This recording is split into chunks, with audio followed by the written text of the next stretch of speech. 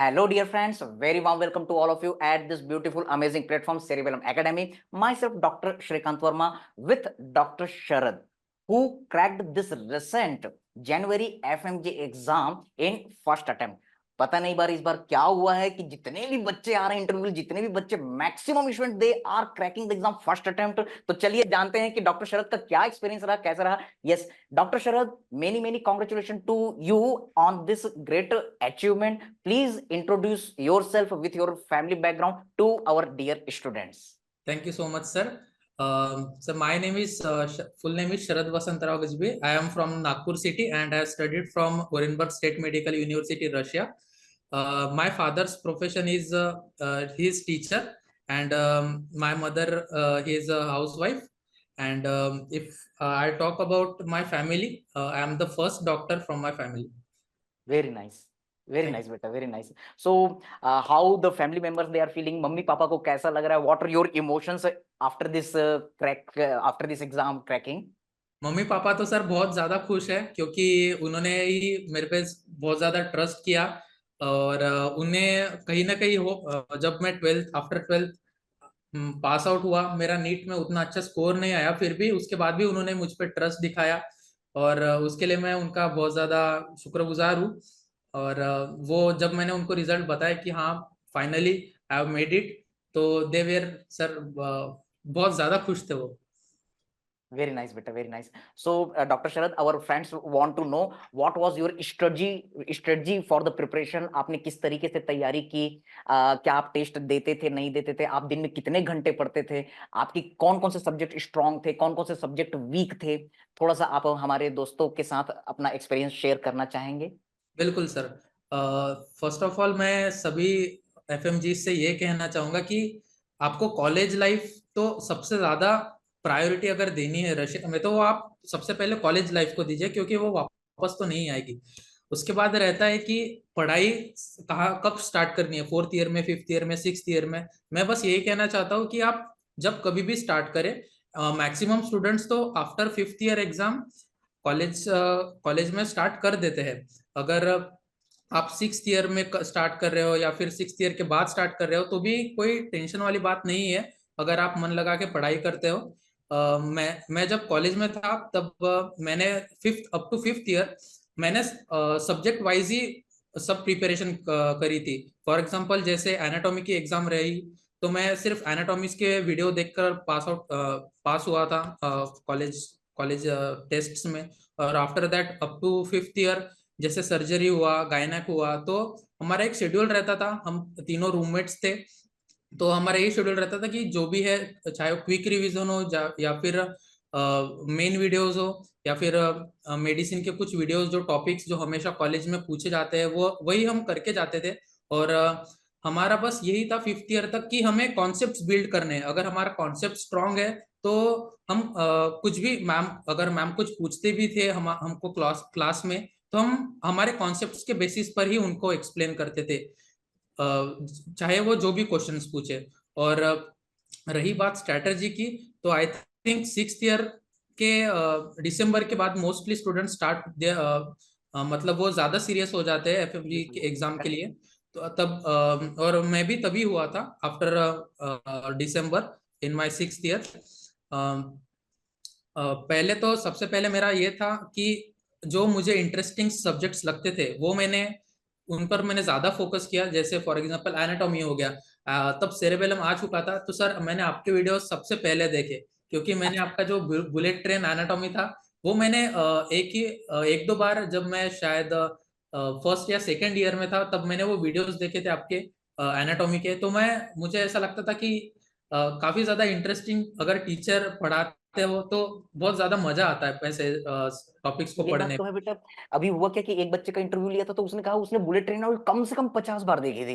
तो हाँ ये सर, बेटा वो आपसे भी बहुत इंटरेस्टिंग, आप जिस तरीके से पढ़ाते हो ना सर, वो उसमें एकदम बहुत ज्यादा मजा आता है। एकदम ऐसा कभी नहीं लगता कि हम पढ़ रहे हैं, हमें ऐसा लगता है कि थैंक यू। हम जैसे खेल कूद में पढ़ रहे हो, खेलते खेलते जैसे पढ़ते हैं छोटे बच्चे, बस सर वैसे ही लगता था।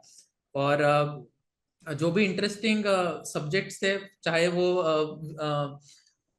पीएसएम हो, पीएसएम तो काफी बोरिंग माना जाता है, लेकिन विवेक जैन सर जो थे उनसे सर वो काफी इंटरेस्टिंग तरीके में बताते हैं। और तब मैंने जब स्टार्ट किया था तब मैंने मेरे पास प्रेप लैडर था। प्रेप लैडर मेरा 3 ईयर का सब्सक्रिप्शन था। मैंने 4th ईयर में लिया था। तब जो फैकल्टी थी, आधे से ज्यादा फैकल्टी तो अब सेरेबेलम में आ चुकी है। तो सर मेरा ऐसा था कि हाँ, इंडिया में जाकर तो मुझे क्लास भी करना है, और मैं प्रेफर करता था कि इंग्लिश में ही ज्यादा सब कुछ मतलब हो, क्योंकि इंग्लिश में ज्यादा अच्छे से समझ में आता समझ है। आता है, करेक्ट बेटा। हाँ, तो सर बस उसी के यही एक वजह थी कि मैंने फिर सोचा कि क्यों किसी और इंस्टीट्यूशन के पास जाए। वैसे भी मैंने आधे से ज्यादा सब्जेक्ट्स तो प्री प्लैटर से, यानी सेरेबेलम की जो फैकल्टी थी उन्हीं से की है। तो फिर उसके बाद मैंने सोचा कि हाँ चलो सेरेबेलम ही, मतलब वही रहते हैं, सेरेबेलम में ही रह के पढ़ते हैं। और मोस्टली फोकस अगर कॉलेज में करना है तो आई थिंक जो टॉपिक इंटरेस्टिंग है उस पर ज्यादा, या फिर जो सब्जेक्ट्स उनको एक्साइट करते हैं, उनको उनके लिए इंटरेस्टिंग है, वो टॉपिक्स या फिर वो सब्जेक्ट्स पे ज्यादा फोकस करो तो वो आई थिंक बहुत ज्यादा इंपॉर्टेंट रोल प्ले करते हैं इम्पोर्टेंट। एग्जाम में। बढ़िया अ, बेटा, बढ़िया। थैंक यू फॉर बिल्कुल sir. Sharing such kind of beautiful experience. अच्छा बेटा, मैं एक चीज जानना चाहूंगा। अभी तक मैंने 6 इंटरव्यू लगभग लिए हैं, अभी और हम्म, बहुत सारे इंटरव्यू लाइन में लगे हुए हैं। पता नहीं ये 6 में से 5 बच्चे सब फ्रेशर हैं, एक बच्चे का थर्ड अटेम्प्ट था। हम्म, तो आखिर ये सब, ये तुम लोग खा के क्या आए हो कि सब फर्स्ट अटेम्प्ट में निकाले जा रहे हो?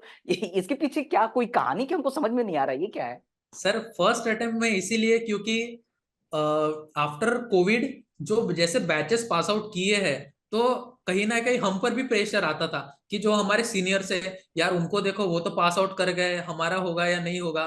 तो उनकी जो गाइडेंस थी वो भी हमारे ज्यादा काफी ज्यादा काम में आई है।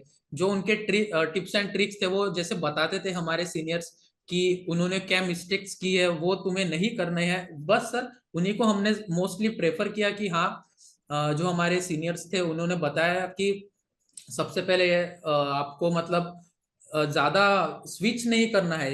मतलब अगर 2-3 टीचर्स हो तो ऐसा नहीं होना चाहिए कि बस सभी से पढ़ते रहो, कोई भी एक टीचर चुन लो, उन्हीं से पढ़ो और बस बहुत उन्हीं बढ़िया, पे आपने एक ट्रस्ट बहुत करो। अच्छी चीज की कि स्विच नहीं करना चाहिए बेटा। जो भी, हर टीचर बेस्ट है, हर स्टूडेंट बेस्ट है। आप जिनको फॉलो करो उनके ऊपर भरोसा करो, उनको फॉलो करो। बहुत अच्छी बात कही आपने बेटा। बिल्कुल और सर। और आगे आगे बताइए। और उन्हीं के बाद उन्होंने जो बताया था कि जीटी आपको देते रहना चाहिए। और जीटी, जीटी जैसे बहुत फॉर इंपॉर्टेंट। एग्जांपल हम हाँ, एटलीस्ट जो हमारे सीनियर्स थे उन्होंने कहा कि कुछ ना हो, एटलीस्ट तुम्हारा दिन भले ही वेस्ट चला जाए, एटलीस्ट 50 से 100 क्वेश्चन आप डेली के दे दो, आपको वो कहीं पे बहुत भी सही, फ्री मिल जाएंगे। चाहे वो टेलीग्राम हो या फिर बहुत बढ़िया। कोई बुकलेट हो। आप जैसे एफएमजी सॉल्यूशंस है, वो तुम्हारे कई दोस्त के पास है, या फिर काफी जगह पीडीएफ तो मिल ही जाती है, तो वो सॉल्व करते रहो। तो वो बहुत ज्यादा काम में आती है। और इस करेक्ट। बार का जो पेपर पैटर्न था वो ऐसा था कि उन्होंने डायरेक्ट वन लाइनर पूछे थे। ऑलमोस्ट आउट ऑफ 300 हम कह सकते हैं कि 180 या फिर 200 क्वेश्चन ऐसे ऐसे थे जो उन्होंने डायरेक्ट पूछे थे। क्लिनिकल इस बार वैसा नहीं था। तो मुझे लगता है कि काफी टीचर्स मतलब कहते थे कि हाँ क्लिनिकल पे फोकस करो, लेकिन लेकिन अब एनबीई जो है वो हमारे साथ कहीं ना कहीं गेम खेलता रहता है कि हाँ, इस बिल्कुल बार बिल्कुल, कई बार मतलब कुछ अभी भी हो 2-3 साल सकता है। हमने देखा क्लिनिकल पे बिल्कुल, ज्यादा फोकस किया और अचानक से अभी वन लाइनर्स दे दिए। तो एकदम। हमें उसके लिए भी प्रिपरेशन रखना चाहिए। बिल्कुल बेटा, तो मैं बच्चों को कहना चाहूंगा, yes now days there is too much imbalance things, this paper was very very imbalance. तो नेक्स्ट का पैटर्न आ रहा था, we all we are diverting towards the clinical clinical clinical, but Yes. This time many pre clinical subject, paraclinical subject had been asked. Maybe in next session again the pre and the paraclinical subject weightage will be less, but the clinical subjects will be high. So we have Yes. to prepare for the each and every kind of the situation.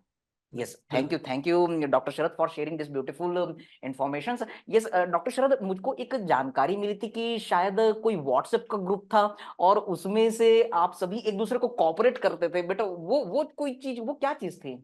वो sir बिल्कुल जब हमारा एक cerebellum sorry WhatsApp पे cerebellum का unofficial group था जिसमें सारे स्टूडेंट्स थे। अच्छा, अनऑफिशियल ग्रुप था, बहुत बढ़िया। हमको इसकी जानकारी नहीं थी, बढ़िया बढ़िया। तो अभी भी वो है, और उसमें काफी सारे स्टूडेंट्स मैसेजेस करते हैं अभी भी कि अब क्या करना है, नेक्स्ट इंटर्नशिप में क्या होता है, कैसे होता है। तो वहाँ पे भी काफी काइंड लोग हैं हमारे जो, और क्लासेस में जो काफी इंटरेक्शंस होती थी हमारी एक दूसरे से, हंसी मजाक वहाँ पे काफी होता है। और अच्छी बात यह है कि चाहे कुछ भी हो, वहां पे काफी सारे स्टूडेंट्स ऐसे हैं यार, करेक्ट। किसी से भी आप मैसेज कर लो कि यार मुझे एनाटॉमी की पीडीएफ भेज दीजिए आज की, तो जल्दी से जल्दी, मतलब ऐसे स्टूडेंट से 2-3 पीडीएफ तो ऐसे ही आ जाती थी, 2-3 लोगों की, कि हाँ बढ़िया। आप रख लो, ये पीडीएफ रख लो पूरी बहुत एनोटेट बढ़िया करके। बेटा, बहुत बढ़िया। तो और यानी रही कि बात, और सब अभी मिल करके जस्ट, ये एक बहुत अच्छी चीज थी बेटा कि आप सभी स्टूडेंट एक दूसरे को सपोर्ट कर रहे हैं, बिना संगति के, बिना फ्रेंड सर्कल के, बिना पॉजिटिव लोगों के, हमारे कांटेक्ट के, कोई भी चीज जो रहती है वो पॉसिबल नहीं होती। आपने अपनी इस जर्नी को बहुत मीठा बनाया, तो उस सेरिबेलम के अनऑफिशियल ग्रुप को हम सभी टीचर्स का सलाम। थैंक यू बेटा for helping to each other. और बेटा और कुछ आप बताना चाहेंगे? और सर मैं ऐड ऑन करना चाहूंगा कि जस्ट हमारे ग्रुप में अभी किसी ने वोट वोट पोल डाला था कि हाउ मच सेरेबेलम स्टूडेंट्स आर पास, तो आई सर उसमें से ऑलमोस्ट आउट ऑफ यस और नो, या फिर उसमें यह था कि ऑलमोस्ट मैंने ज्यादातर देखा 100 लोग या फिर 200 लोगों ने कुछ वोट्स किया था, और उसमें से मोस्टली हम कह सकते हैं कि 130-150 लोगों आउट ऑफ उन्होंने मार्क किया कि हाँ हम पास हुए हैं, जो सेरेबेलम अच्छा। के स्टूडेंट्स थे। वो हमें ओके। ऐसा लगता था कि वो जैसे क्लासेस ऑनलाइन होती थी, वहां पे लोग चैट वैट करते हैं, तो ऐसा लगता था कि वो है नहीं है। तो लेकिन जब रिजल्ट आया तो मतलब ऐसा लगा कि हाँ ये भी थे, ये भी ग्रुप में है। और वो ऐसे लोग थे कि वो कभी ऐसे रैंडम मैसेजेस नहीं करते थे, जैसे कि कभी किसी के मन में आ गया कि हाँ बस मैसेज करना है तो करना है, वो ऐसे में से लोग नहीं थे। और मुझे खुशी है कि जब भी किसी को डाउट होता था तो वो लोग ही थे जो सबसे पहले रिप्लाई करते थे, या फिर कभी डाउट रहता था तो सबसे पहले वो वही लोग आंसर करते थे।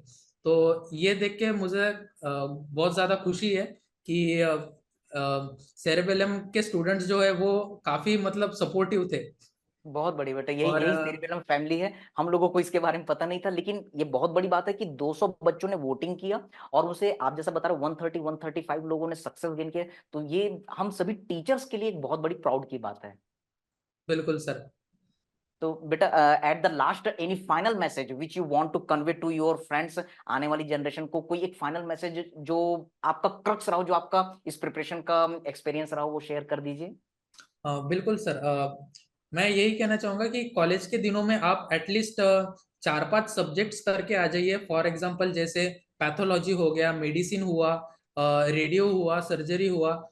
और आप ऐसे उसको आई थिंक ग्रुप वाइज करके आइए। जैसे फॉर एग्जांपल आपने सोचा है कि हाँ मुझे सर्जरी करनी है, तो आप एकदम डायरेक्ट सर्जरी पे मत जाइए। सबसे पहले आप एनाटॉमी को कीजिए, उसके बाद रेडियोलॉजी को कीजिए, उसके बाद आप सर्जरी को कीजिए, उसके साथ आप ऑर्थो ऐड कर सकते हैं। तो ये ऐसे अगर आप ग्रुप बाय ग्रुप, अगर आप ये पैटर्न फॉलो करते हो, तो डेफिनेटली आपके बहुत अच्छे से कॉन्सेप्ट्स बिल्ड होंगे। और आप डेफिनेटली चाहे वो जीटी हो या मेन एग्जाम हो, उसमें आप बहुत बढ़िया स्कोर करोगे। और रही बात मेडिसिन की, तो काफी लोग कहते हैं कि यार मेडिसिन इतना वास्ट है, हमसे कैसे होगा, होगा या नहीं होगा। तो उन्हीं के लिए भी वही है कि सबसे पहले आप पैथोलॉजी कीजिए, फार्माकोलॉजी कीजिए, उसके बाद आप और फिजियोलॉजी कीजिए, उसके बाद आप मेडिसिन पर जाइए। तो वो मेडिसिन एक केक वॉक हो जाएगा। तो उस पर ज्यादा एकदम प्रेशर डालने की बात नहीं है, एकदम कि सर में टेंशन लेके घूम रहे कि हाँ मुझे तो मेडिसिन आता ही नहीं है, मैंने मेडिसिन किया ही नहीं है। आपका मेडिसिन इन पैथो, फिजियो और फार्माक में ही कवर हो जाता है, ऑलमोस्ट 70% कवर हो जाता है। तो इसमें ज्यादा आप टेंशन मत लीजिए। ये जो मैंने एटलीस्ट 4-5 सब्जेक्ट्स बताए हैं, ये आप कॉलेज लाइफ में अगर आप करके आते हो तो ये सबसे ज्यादा हेल्प करते हैं। क्योंकि जब आप इंडिया में आते हो और आपको पता चलता है कि यार मेरे तो कॉन्सेप्ट क्लियर ही नहीं है, ये तो मैंने कहीं पढ़ा ही नहीं है, तो ये फिर कहीं ना कहीं दिक्कत वाली बात हो जाती है। क्योंकि उसी में आपका टाइम चला जाता है, कि आप उस इंडिया में आने के बाद आप कॉन्सेप्ट्स बिल्ड कर रहे हो, तो कहीं ना कहीं ये थोड़ी सी टेंशन वाली बात है। लेकिन आप मन लगा के पढ़ाई करते हो तो ये भी सॉल्व हो ही जाता है। बहुत और बढ़िया। रही बात इंडिया में आने कर पढ़ने की, आप कोई आप मतलब मेरा यही मानना है कि जिन टीचर से आपने कॉलेज लाइफ में पढ़ाई की है, बस उन्हीं को फॉलो कीजिए, ज्यादा स्विच मत करिए। बहुत बढ़िया बेटा। तो दोस्तों यहाँ पर फाइनल मैसेज डॉक्टर शरद ने शेयर किया कि हमको कॉन्सेप्ट पर ध्यान देना है, और इसके साथ में हमको ट्रस्ट करना है, जो भी सोर्स आप प्रिपेयर कर रहे हो तो बेटा स्विच नहीं करना है, उस एक चीज को फॉलो करो, उसको पढ़ते चले जाओ। Thank you doctor Sharad, thank you so much for your precious time and बिल्कुल एट द सर। एंड। और एक बात मैं ऐड करना चाहूंगा जो जैनब वोरा मैम के बारे में है। So she is truly a God mother. मैं उनको मैं उनका काफी ज्यादा शुक्रगुजार हूँ कि वो जिस तरीके से वो पढ़ाती है, 19 सब्जेक्ट्स अकेले पढ़ाना कोई छोटी मोटी बात नहीं करेक्ट, होती। और करेक्ट वो भी बेटा। एक 200-250 पेजेस की आप बुक दे देते हो, उसमें काफी सारी इंफॉर्मेशन होती है वो। और आगे जो बच्चे बैठे हैं, एटलीस्ट जब हम क्लास में थे, जब मैं ऑफलाइन बीटीआर अटेंड कर रहा था दिल्ली में, तो ऑलमोस्ट मैं कह सकता हूँ कि 2 से 3 हजार बच्चे तो वहां पे थे ही थे। तो मैम की जो टीचिंग टेक्निक्स है वो काफी ज्यादा एक्सेलेंट है। और जिन तरीके से वो पढ़ाती है सर, आई थिंक उन्हीं के वजह से मैम की फैन फॉलोइंग बहुत ज्यादा है। और मुझे लगता है कि जैसे चाहे आप कोई भी कोचिंग क्लासेस आपने ज्वाइन की हो, एटलीस्ट एक एक बार आप जैनब वोरा मैम के ऑफलाइन क्लासेस जरूर ज्वाइन कीजिएगा, जो जिसे हम सभी बीटीआर के नाम से जानते हैं। ये वो मतलब बीटीआर ऐसा पावर बूस्टर है जो आपको 30-40 क्वेश्चंस के आंसर्स आपको इजीली सॉल्व करके देगा। मोस्टली हम देखते हैं कि जो स्टूडेंट्स होते हैं उनका स्कोर 130 या फिर 140 पर आकर रुक जाता है। तो आई थिंक अगर आप बीटीआर आपने अटेंड किया हुआ है, अगर आपने बीटीआर मैं कहना चाहूंगा 2 से 3 बार मिनिमम आपने रिवाइज किया है, तो वो आपका कहीं ना कहीं बहुत ज्यादा स्कोर बूस्ट करता है। एटलीस्ट जो जिस स्टूडेंट्स के अगर 130 या फिर 140 आए हो, अगर उसने शायद बीटीआर किया होता, मुझे जेन्युइनली फील होता है, तो उसका स्कोर आज 160 अबो या फिर 170 180 तक जाता है। और यू आर राइट बेटा। सबसे स्कोरिंग जो स्टूडेंट्स होते हैं वो भी हम यूजुअली देखते हैं कि वो जेना वोरा के बीटीआर से ही आते हैं, चाहे वो नीट पीजी के हो या फिर आईएनआई सीटी के हो। तो और एक बात उनके बारे में मैं बताना चाहूंगा कि आप जो रिसेंट ट्रेंड्स है या फिर काफी सारे स्टूडेंट्स होते हैं उनको पता नहीं होता है कि रिसेंट ट्रेंडिंग में कौन से क्वेश्चंस पूछे जा रहे हैं। तो वो जो होता है कि एक आइडिया रहना चाहिए हर स्टूडेंट्स को कि काफी लोगों को लगता है कि आईएनआई सीटी हो गया या फिर नीट पीजी के हो गए क्वेश्चंस, ये सॉल्व नहीं करने चाहिए, ये काफी ज्यादा हार्ड लेवल पे होते हैं। लेकिन उनमें से भी जो इजी टू मीडियम लेवल या फिर हम कह सकते हैं इजी टू मॉडरेट लेवल के क्वेश्चंस होते हैं, वो कहीं ना कहीं हमारी फैकल्टी है, जैसे मैं तो जनाब अभी मैम का ही नाम लूंगा, उन्होंने जो हमें बताए थे क्वेश्चंस कि हाँ ये क्वेश्चंस तो जरूर आएगा, अगर ये आया तो ये पार्टी क्वेश्चंस रहेंगे। तो उनके पार्टी क्वेश्चंस में से काफी ज्यादा क्वेश्चंस आए थे एग्जाम में। तो ये सर बहुत बड़ी बात होती है, जो ये हमें उसकी अहमियत तब पता चलती है जब हमारा स्कोर 130 या फिर 140 पे आकर रुक जाए। तो जो भी स्टूडेंट्स मुझे सुन रहे हैं जिनका स्कोर 130 140 आया है, तो मैं उन सभी से रिक्वेस्ट करना चाहूंगा कि आप प्लीज एक बार ऑफलाइन बीटीआर जरूर ज्वाइन करिए। और जो बीटीआर की बुकलेट मैम आपको प्रोवाइड करेगी उसको एटलीस्ट 2 से 3 बार आप रिवाइज कीजिए। और मैं गारंटी देता हूँ कि आप नेक्स्ट टाइम जरूर पास आउट हो जाएंगे, और थैंक वो यू भी बेटा, आपने डेफिनेटली एक गुड स्कोर के साथ। बहुत बढ़िया बेटा। Literally the doctor Zainab Vora ma'am, she is God mother for all of us. सिर्फ बच्चों यस के लिए नहीं, हम टीचर्स के लिए भी बहुत बड़ी इंस्पिरेशन है, और उनका जो नॉलेज है वो सभी बच्चों के लिए यूजफुल हो रहा है। तो थैंक यू डॉक्टर शरद, आपने इतने बढ़िया बढ़िया एक्सपीरियंस शेयर किए। Thank you for your precious time. All the thank you best so much for sir your for your future. Guidance, और हमें इस जर्नी में काफी ज्यादा सपोर्ट करने के लिए, और हमारे साथ एट द एंड मोमेंट तक आप बने रहे, इसके लिए मैं आपका सर बहुत ज्यादा शुक्रगुजार हूँ। मुझे मतलब काफी सारे ऐसे कोचिंग्स थे जिन्होंने मतलब लास्ट लास्ट में आकर एकदम उन्होंने उनके स्टूडेंट्स को छोड़ ही दिया कि चलो आप बस रिवाइज करो, लेकिन सेरेबेलम ने ऐसा नहीं किया। वो एट एंड मोमेंट तक हमारे साथ में रहे। फिर चाहे वो कोई भी सर हो, जैसे गोविंद राय गर्ग हो गए या फिर अदर टीचर्स फैकल्टी है, उनको तो मैं स्पेशल थैंक्स कहना चाहूंगा कि वो हमारे जर्नी में बहुत ज्यादा सपोर्टिव रहे।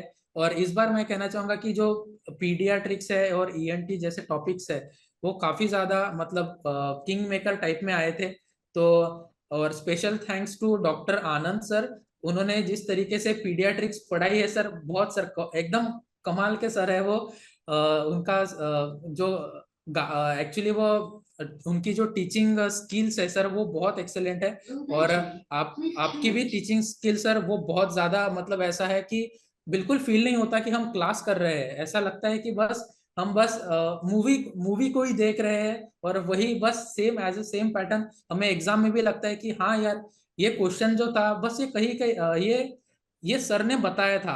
और रही बात सर आपके, मैं कहना चाहूँगा तो मैं एक जो क्वेश्चन था जिसमें हमें एक्सटेंसर लॉन्गेस्ट पूछा गया था, तो आपने बोला था कि आप एनाटॉमी एक ऐसा सब्जेक्ट है जो आप मतलब जिसमें आप cheating material body exam hall के लेकर अंदर ले जाते जा रहे हो। हो।